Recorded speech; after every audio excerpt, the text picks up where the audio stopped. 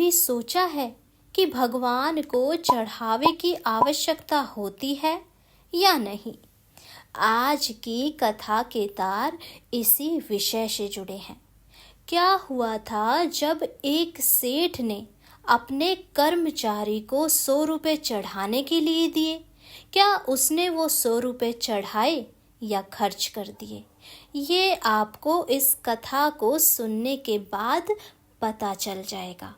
आइए सुनते हैं पूरी कथा। बहुत पुरानी बात है। एक सेठ के पास एक व्यक्ति काम करता था। सेठ उस व्यक्ति पर बहुत विश्वास करता था। जो भी जरूरी काम हो, सेठ हमेशा उसी व्यक्ति से कहता था। वो व्यक्ति भगवान का बहुत बड़ा भक्त था। वो सदा भगवान के चिंतन भजन में ही लगा रहता था।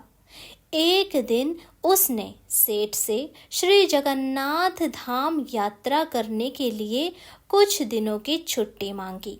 सेठ ने उसे छुट्टी देते हुए कहा, भाई, मैं तो संसारी आदमी हूँ। हमेशा व्यापार के काम में व्यस्त रहता हूँ, जिसके कारण कभी तीर्थ गमन का लाभ ही नहीं ले पाता।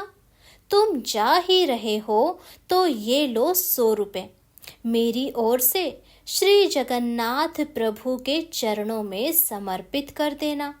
भक्त ने सेठ से 100 रुपये ले लिए और निकल पड़ा श्री जगन्नाथ धाम यात्रा पर, उड़ीसा के पुरी क्षेत्र में। कई दिन तक पैदल यात्रा करने के बाद वह श्री जगन्नाथपुरी पहुंचा। मंदिर की ओर प्रस्थान करते समय उसने रास्ते में देखा कि बहुत सारे संत, भक्तजन, वैष्णवजन हरि नाम का कीर्तन बड़ी मस्ती से कर रहे हैं। सभी की आंखों से अश्रुधारा बह रही है। जोर जोर से हरि बोल गूंज रहा है। कीर्तन में बहुत आनंद आ रहा था। भक्त भी वहीं रुककर हरि नाम का कीर्तन करने लगा और आनंद लेने लगा। फिर उसने देखा कि इतनी देर से कीर्तन करने के कारण भक्तजनों के होठ सूख गए हैं। वह दिखने में कुछ भूखे भी प्रतीत हो रहे हैं। उसने सोचा, क्यों ना सेठ के 100 रुपये से इन भक्तजनों को भोजन ही करा दूं। उसने उन 100 रुपयों में से भक्तों के लिए भोजन की व्यवस्था कर दी। सबको भोजन कराने में उसे कुल 98 रुपये खर्च करने पड़े। उसके पास 2 रुपये बच गए।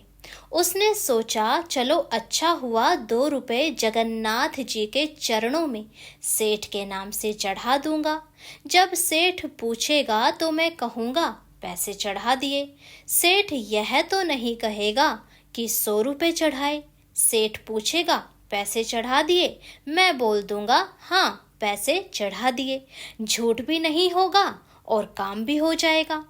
भक्त ने श्री जगन्नाथ जी के दर्शन के लिए मंदिर में प्रवेश किया और श्री जगन्नाथ की छवि को निहारते हुए अपने हृदय में उनको विराजमान कराया।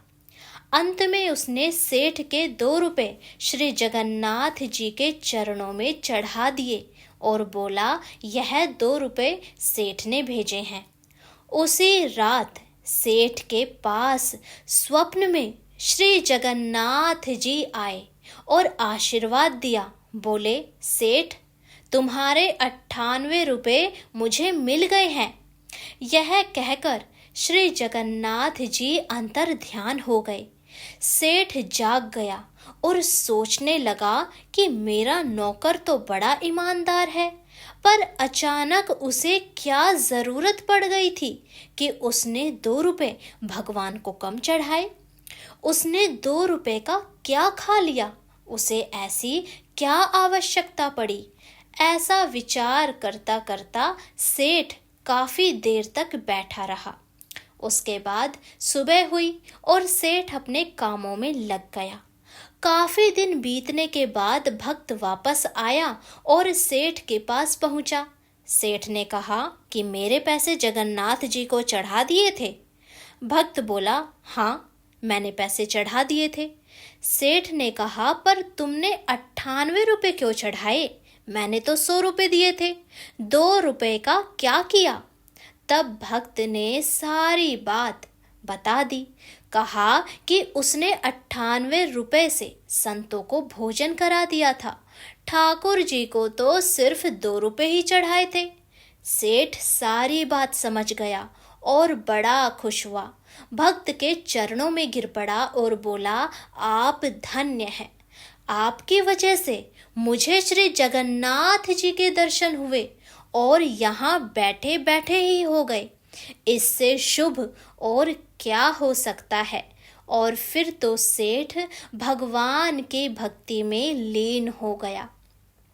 भगवान को आपके धन की कोई आवश्यकता नहीं होती। भगवान को वह 98 रुपए स्वीकार है जो जीव मात्र की सेवा में खर्च किए गए, और उन 2 रुपए का कोई महत्व नहीं है जो उनके चरणों में नगद चढ़ाए। इस कहानी का सार यही है कि भगवान को चढ़ावे की जरूरत नहीं होती।